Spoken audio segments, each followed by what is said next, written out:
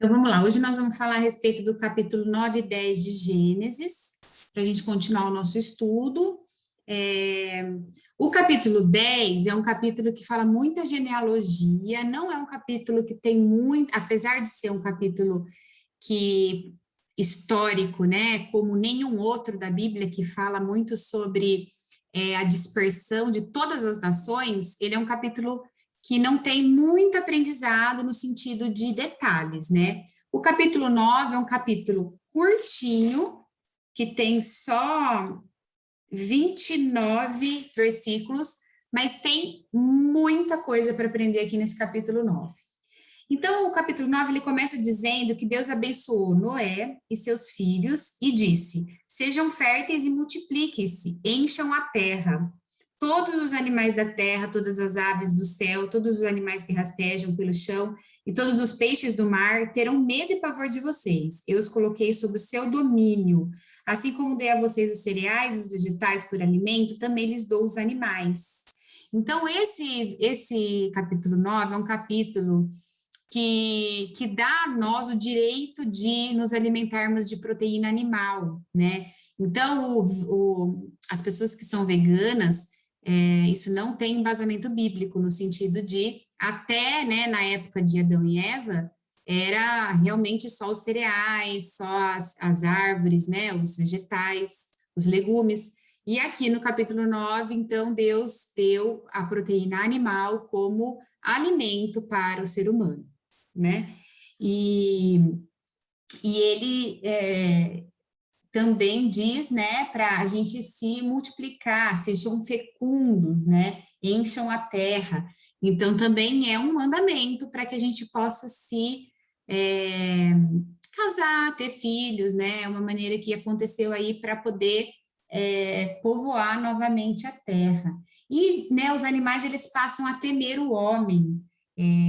O homem, assim como ele foi lá no Jardim do Éden, ele passa a ser mordomo, né, do paraíso, para cuidar das coisas de Deus. Isso não significa que a gente tem que ter domínio para poder explorar, né, a natureza a ponto de animais em extinção, a ponto de querer só o bem próprio.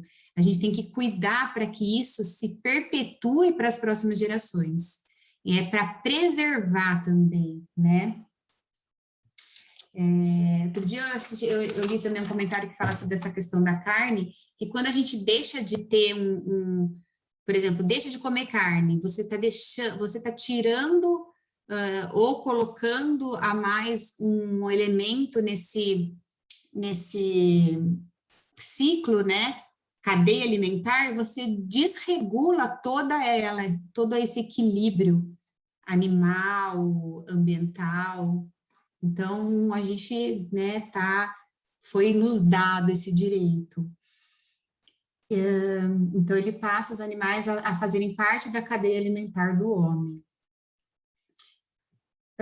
E também fala sobre comer carne com sangue. Fala que a gente pode comer carne, mas não deve comer carne com sangue. O que significa isso, né?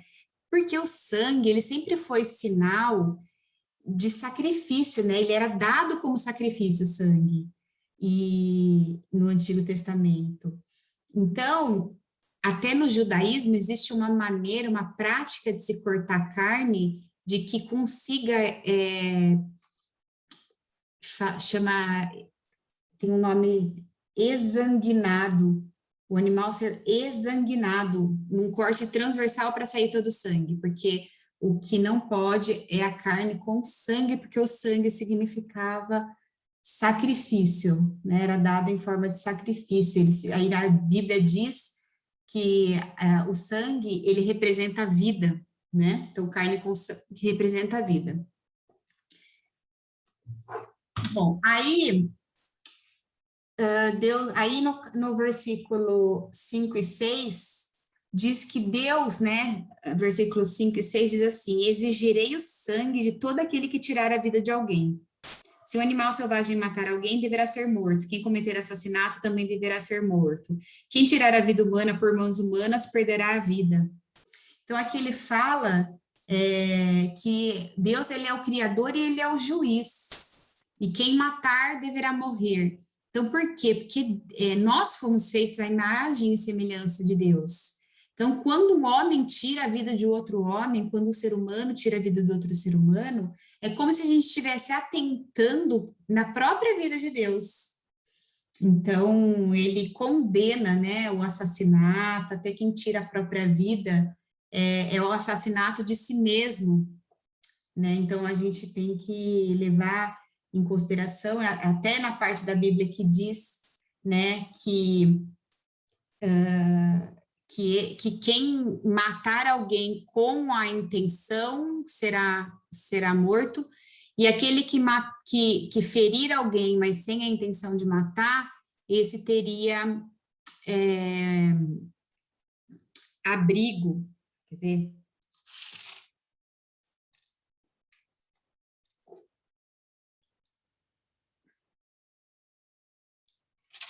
Onde que diz isso? Ó, se um animal, quem cometer assassinato também deverá morrer. Quem tirar a vida humana dos irmãos humanos perderá a vida. Pois eu criei o ser humano à minha imagem. Agora sejam férteis e multipliquem-se, povoem a terra. Aí, ele faz... Deixa eu ver só que tinha...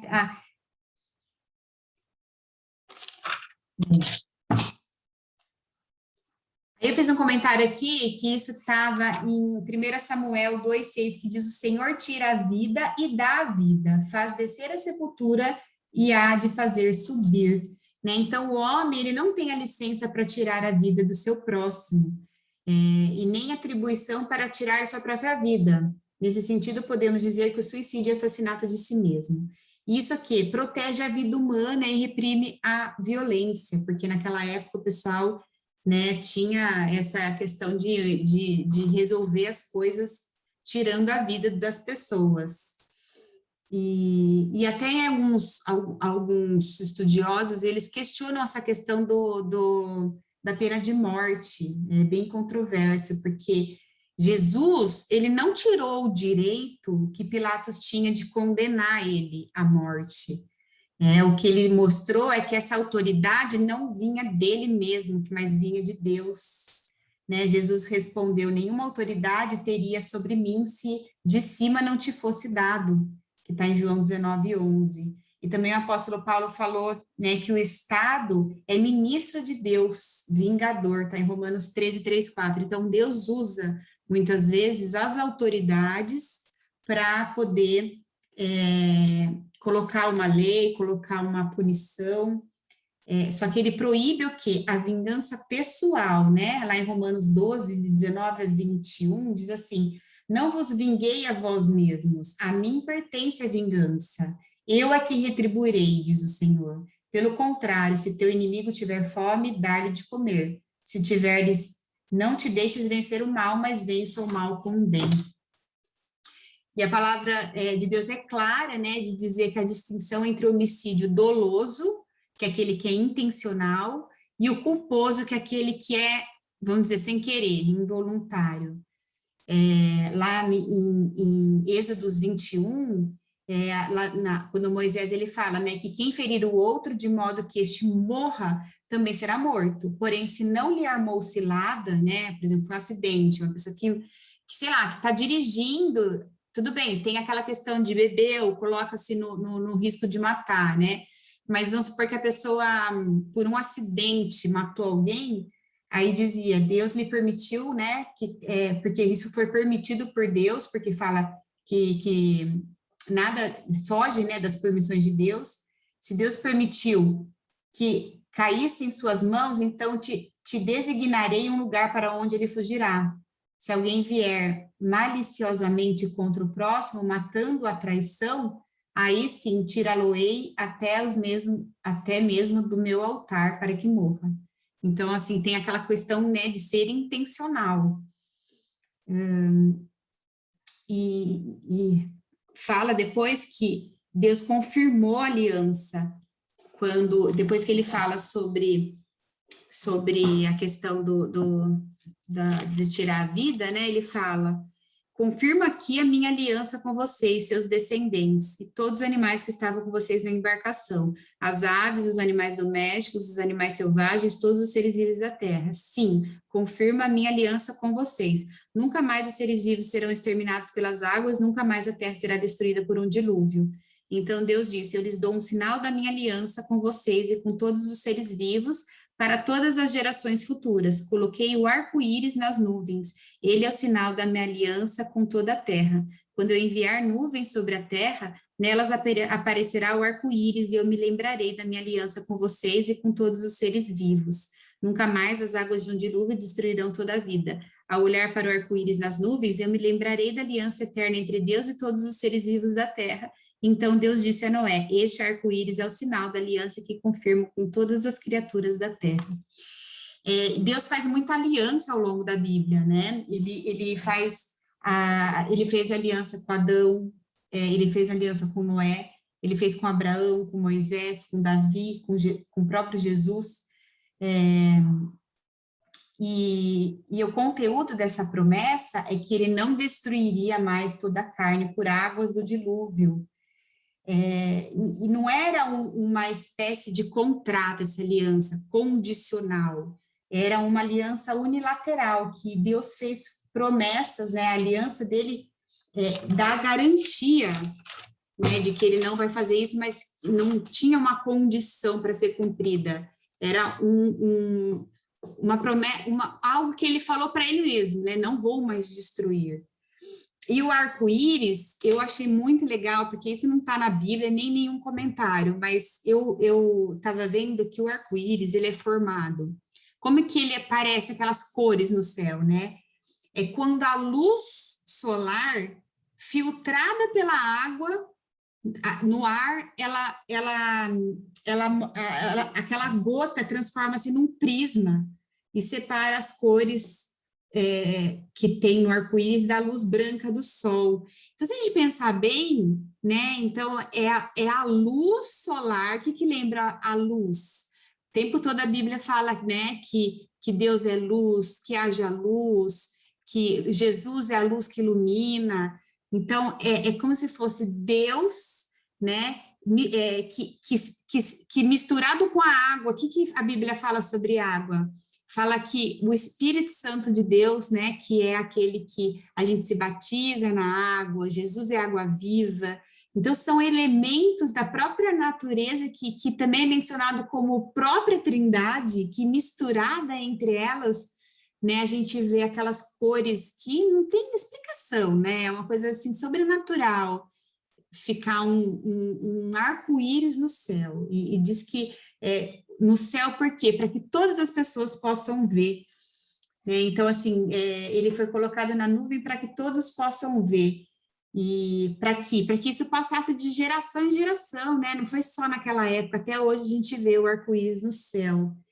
E Deus, ele usa essas alianças para certificar, né, coisas dos sinais dele, da sua soberania, né? Noé foi o arco-íris, Abraão foi a circuncisão, lá em Israel foi a questão do sábado, com Cristo foi o cálice, né, a ceia, e com Noé foi o arco-íris. E uma coisa muito bonita que a gente percebe na Bíblia é que Noé, ele vê o arco-íris, né, depois da tempestade, depois do dilúvio. Lá em Ezequiel, no profeta Ezequiel, diz que ele viu o arco-íris no meio da tempestade. Está em Ezequiel 1:28. E lá em Apocalipse 4:3, diz que o apóstolo João viu o arco-íris antes da tempestade. Então, Ezequiel viu no meio, né? João viu antes e Noé viu depois. Então, isso mostra para a gente que durante as tempestades da vida, né, a gente sempre pode olhar para o arco-íris da promessa da aliança de Deus, seja em que parte você está da sua vida que a tempestade está. Se é antes de acontecer algo ruim, né, que a tempestade lembra coisa, né, que vem para mudar, se é antes, se é durante, se é depois, não importa, né, cada um vê num momento da vida, mas em todos eles o significado é o mesmo, é a aliança, é a soberania, é o poder, é a coisa sobrenatural, dos cuidados de Deus, que foi uma maneira de Deus dizer, passou, né? Olha aqui, eu deixando uma coisa linda para mostrar a minha misericórdia, o meu recomeço, o renovo, que eu sou soberano, que eu tô por cima de tudo isso de uma maneira colorida, né? Não tem nem como ser algo diferente até da circuncisão, que era algo que machucava, né? O arco-íris, ele está aí até hoje para a gente lembrar e para passar gerações e gerações. E a gente tem que olhar com os olhos da fé, né? Para a gente poder enxergar isso tudo. E aí, no versículo, depois que fala sobre o arco-íris, ele começa a falar sobre os filhos de Noé. Então, ele fala que foi Sem, Cã e Jafé. Cã era o mais novo, né? E Sem era o mais velho, e Jafé era o do meio. Mas o tempo todo a Bíblia dá esses três em sequência, Sem, Cã e Jafé. E fala o tempo todo que Cã era pai de Canaã. E Canaã, ele era filho de Cã. Então, sempre que se refere a Cã, fala que ele era o pai de Canaã. Isso está no versículo 19. Aí no 20 diz, depois do dilúvio, Noé começou a cultivar o solo e plantou uma videira. Certo dia bebeu de vinho que ele próprio havia produzido e ficou embriagado e foi deitar-se nu na sua tenda. Aí, o que acontece? Cã, ele vê o pai dentro da sua tenda nu, só que em vez dele cobrir a nudez do pai, ele vai e conta para os outros dois irmãos.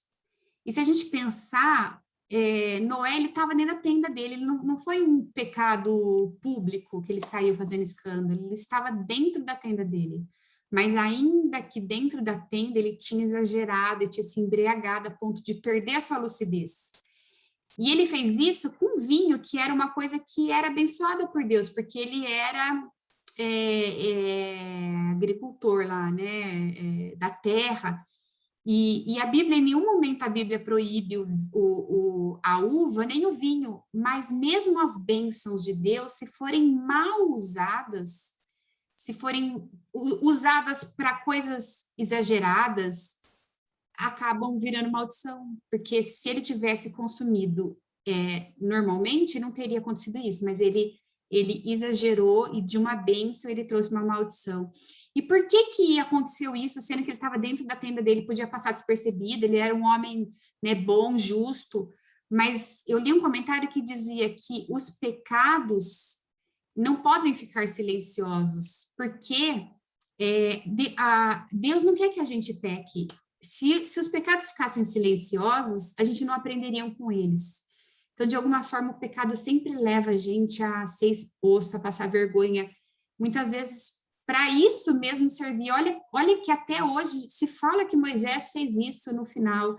Então, as pessoas que andam com Deus têm que estar atentas e continuam vigiando, porque sabe que ele começou bem, mas que ele teve uma mancha no final. E até hoje isso serve de exemplo. Então, Deus é aquele que consegue transformar a maldição em bênção, porque, querendo ou não, a gente até hoje aprende com isso. Né? E engraçado é que Moisés, ele chegou a pecar por conta da uva, e o Adão, ele também, ele era, né, ele foi um segundo Adão, e Adão também foi por causa, né, da Eva e da fruta, os dois por causa de alimento, você vê. A coisa é carne, né? Um foi por causa do alimento que virou bebida, o outro foi porque era fruta proibida. É os desejos da carne, não soube dosar, né? Nem na sua vontade e nem na sua quantidade. É a questão do domínio próprio, né? Então, era algo que podia ser bênção, mas virou maldição porque ele não soube fazer uso. E aí, qual que foi, né, o pecado de Cã para ele receber tamanha maldição, porque quando Noé acordou, ele ficou, quando ele soube, né, porque Cã contou para Jafé e para Sem, e eles foram de costas e cobriram o pai. Então, por quê? Porque naquela época, a nudez era algo que trazia vergonha, desonra. o Antigo Testamento, né? Ele implicava indignidade. E a pessoa, quando ela ficava nu na frente de outras pessoas, isso significava desonra. E a própria embriaguez, né, ela leva à falta de pudor. Então, ele ficou muito bravo porque ele foi exposto, o filho, ao invés de cobrir igual fez Sem e Jafé, ele foi e contou da vergonha do pai para os irmãos. Então, nessa hora, isso faz lembrar, né, a outra coisa que fala sobre o álcool,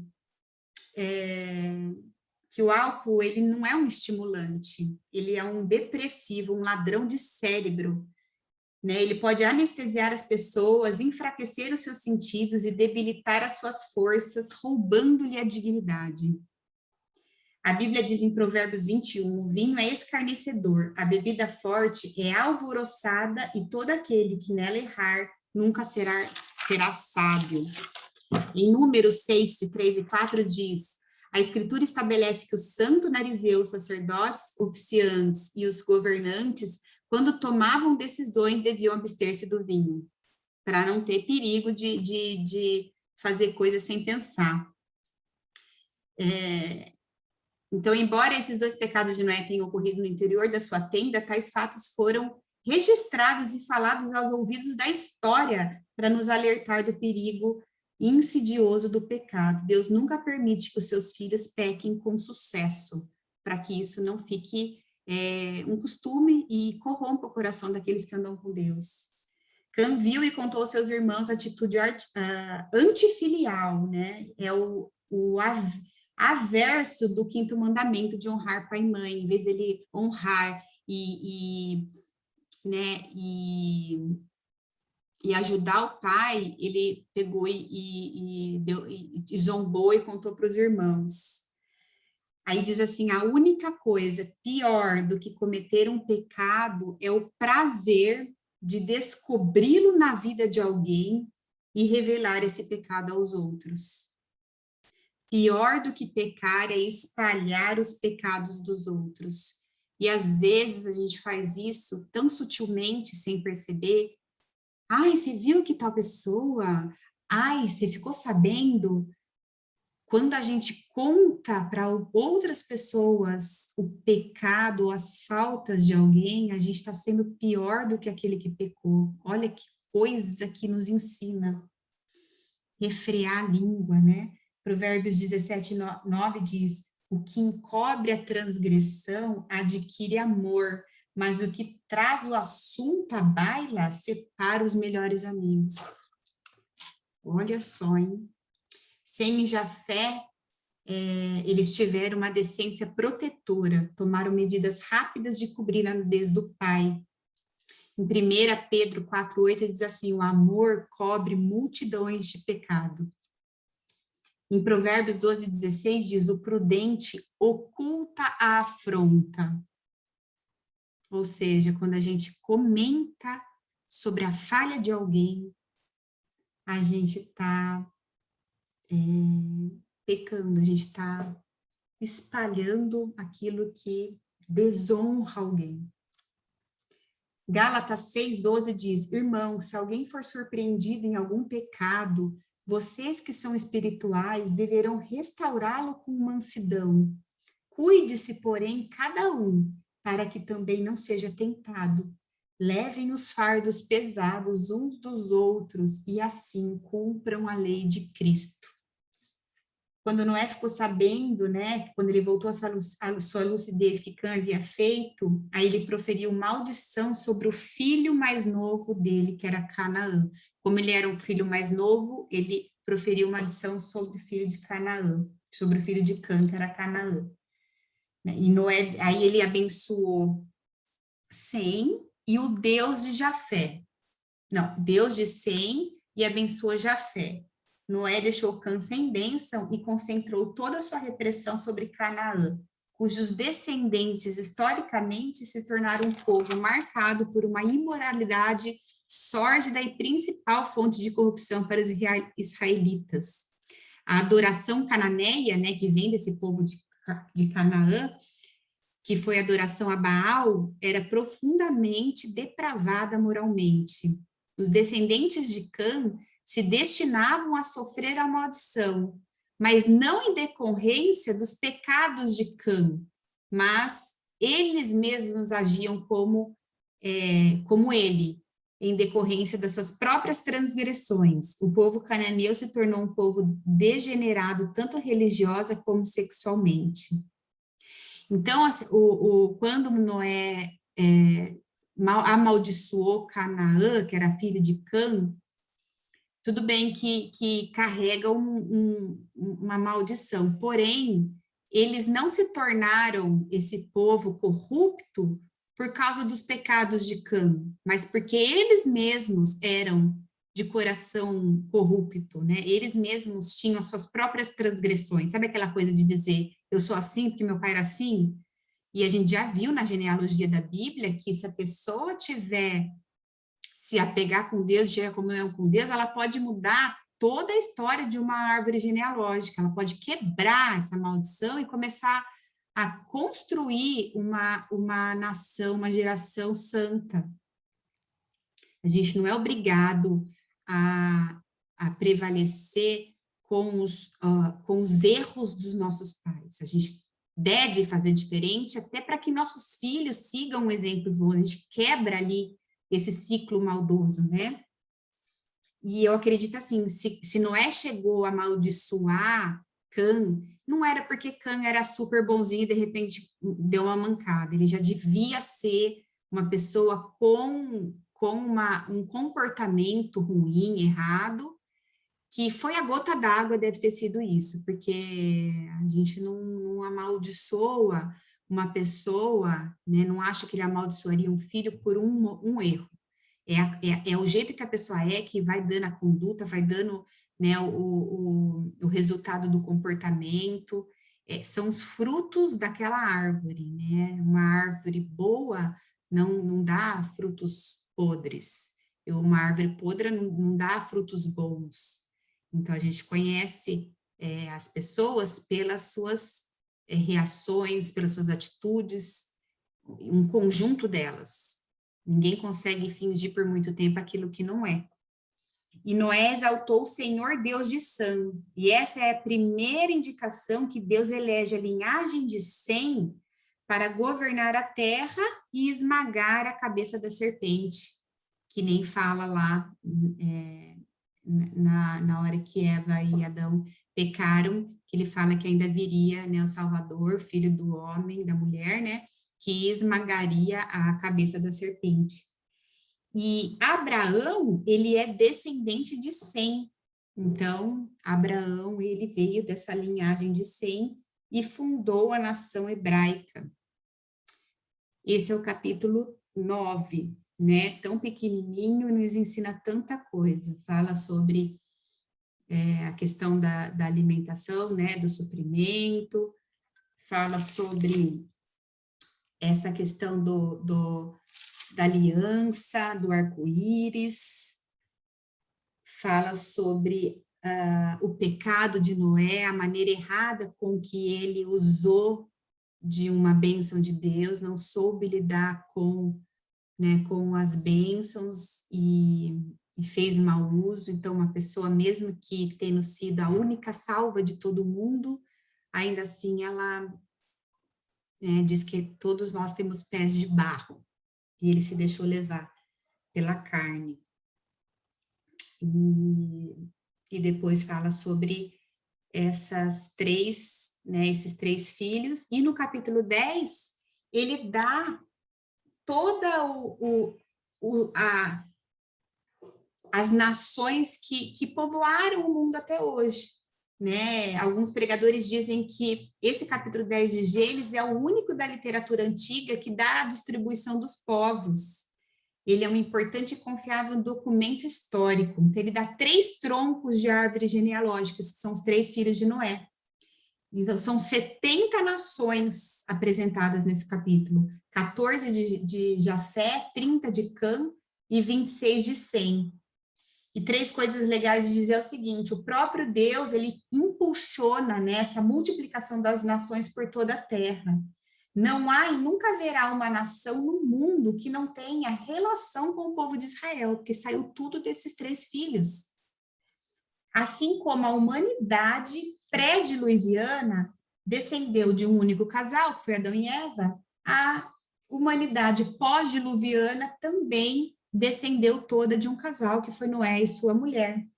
Então, isso significa que todas as nações do mundo são povos irmãos, porque todos derivaram de três irmãos. Por isso que, aos olhos de Deus, essa disputa de território entre nações deve ser muito triste, porque que nem uma mãe vê três irmãos brigando, né? Todos nós somos povos irmãos, porque somos descendentes de três irmãos lá de trás. Então, é isso. Eu acho que foram 2 capítulos bem pequenininhos, porém que trazem bastante ensinamento. Acho que principalmente essa questão de saber dos cuidados de Deus com esse arco-íris, né, com essa aliança, e também o exemplo, né, que Noé nos deixa de estarmos sempre atentos para que a gente não caia, né, nos pecados dos desejos do nosso próprio coração. Eu estou fazendo discipulado também, né, sobre Tiago, e a gente vê que Deus não tenta ninguém. A tentação, ela vem dos maus desejos do nosso próprio coração.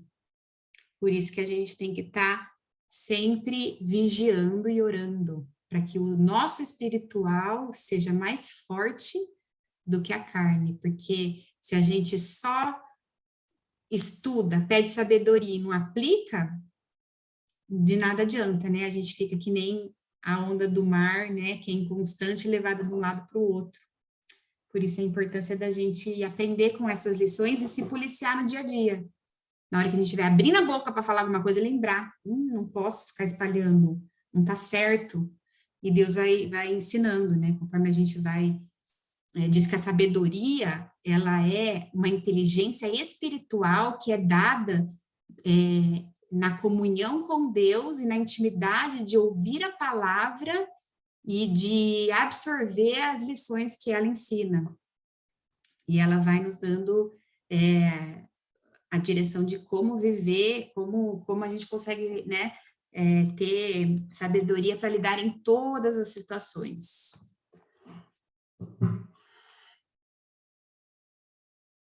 É isso, minha espectadora, você gostou do nosso estudo? Amei, Mônica. Só no finalzinho agora que eu fui atender ali rapidinho, mas já voltei, né? E muito bom. É muito bom essa parte que você falou da aliança, né? E interessante esse estudo que você foi buscar, falando da aliança, o que me chamou muito a atenção, né? Da parte que Ezequiel viu no meio, João viu antes e Noé viu depois. Achei muito especial essa reflexão, né? A gente se lembrar disso, né? Que a gente pode passar pelas tempestades e continuar enxergando a aliança de Deus, né? Sair das tormentas da nossa vida e durante também, né? E eu creio que o ter visto antes faz parte também da gente se lembrar, né, daquilo que pode dar esperança.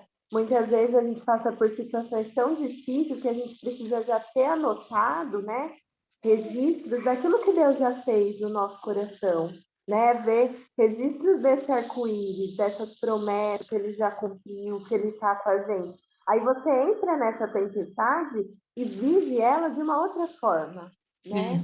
Então, gostei muito do estudo, né? Como eu falei, perdi só o finalzinho, depois eu vou ouvir na gravação, mas essa parte da tempestade, para mim, falou muito ao meu coração. Que bom, você anotou aí, ó, na parte de Ezequiel, que é no meio, Ezequiel 1:28. E Né? 1:28. E do apóstolo João, que foi antes da tempestade, Apocalipse 4:3. Anotei, sim. E a gente Muito bom. estava vendo também em Tiago que fala, né, sobre a perseverança, né, nos momentos de tentação e de que a gente deve estar, se alegrar, né? E mesmo durante como é que ele fala? Estejam alegres. Ações, né? Durante Ações, quê? as provações, Isso, tribulações. isso. Considerem motivo de grande alegria sempre que passarem por qualquer tipo de provação, pois sabem que quando sua fé é provada, a perseverança tem a oportunidade de crescer, né? Porque diz que a perseverança, ela é a fé firme. Então, a gente tem que ter fé firme nas provações, porque a aprovação, ela é a única maneira, é o melhor, melhor estratégia que Deus nos dá para que a gente amadureça a nossa fé, né, o nosso lado espiritual. Então, que nem diz, né, lá em Gênesis, não tem como a gente só ter coisa boa, a gente precisa passar por todas as estações, inclusive, né, pelas tribulações.